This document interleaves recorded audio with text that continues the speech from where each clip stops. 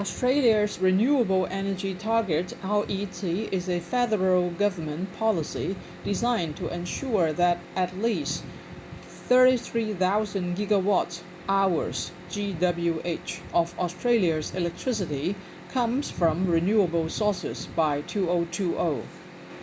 The RET consists of two main schemes. Number one, the Large-scale Renewable Energy Target (LRET) requires high-energy users to acquire a fixed proportion of their electricity from renewable sources. This occurs in the form of large-scale generation certificates (LGCs), which are created by large renewable energy power stations, such as solar or wind farms, and then sold to high-energy users who must surrender them to meet their obligations under the LRET. Number two, the Small-scale Renewable Energy Scheme (SRES) provides a financial incentive for individuals and businesses to install small-scale renewable energy systems such as rooftop solar, solar water heaters, and heat pumps. This occurs in the form of small-scale technology certificates, STCs, which are issued upfront for a system's expected power generation, that is based on its installation date and geographical location, until the SRES expires in 2030. Similar to the LRET, large energy users are required to purchase a fixed proportion of STCs and surrender them to meet their obligations under the RET. The RET has been operating since 2001. The RET was reviewed by the government and reduced in June 2015 from the previously legislated 41,000 gigawatts to 33,000 gigawatts. The deal was a compromise brokered by the Clean Energy Council following 15 months of lost investment confidence caused by the review of the policy. While the Clean Energy Council was disappointed that the target was reduced, an agreement on the RET opened the way to unlock massive investment and job opportunities in Australia. The RET agreement also removes previously legislated RET reviews that were to occur every 2 years, which compounded the lack of investment confidence. Progress towards the RET. In September 2019, the Clean Energy Regulator announced that Australia has met the LRET more than a year ahead of schedule.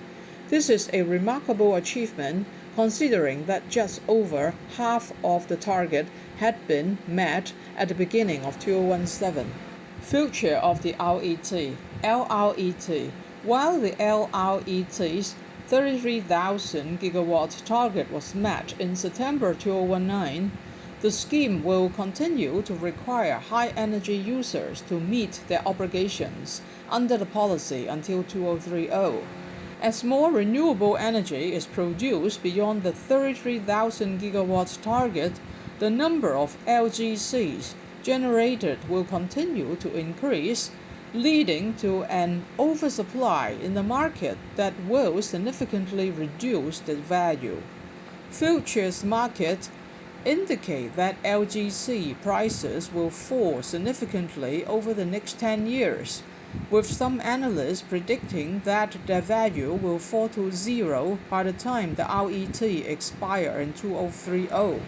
SRES. The SRES is scheduled to run until 2030, with the level of subsidy available falling each year between now and the end of the scheme. There is no limit on the amount of renewable energy that can be produced under the SRES. However, a July 2018 report by the Australian Competition and Consumer Commission into electricity prices recommended that the SRES be abolished in 2021 rather than 2030 to reduce electricity costs. The Clean Energy Council is strongly opposed to the abolition or any changes being made to the SRES. The solar industry is regulated through an accreditation scheme that is linked to the SRES through legislation. The accreditation scheme has been instrumental in maintaining high safety and quality standards during a decade of massive growth. Rooftop solar is also one of the few direct ways that households and businesses can reduce their power bills. A summary of the benefits of the Renewable Energy Target.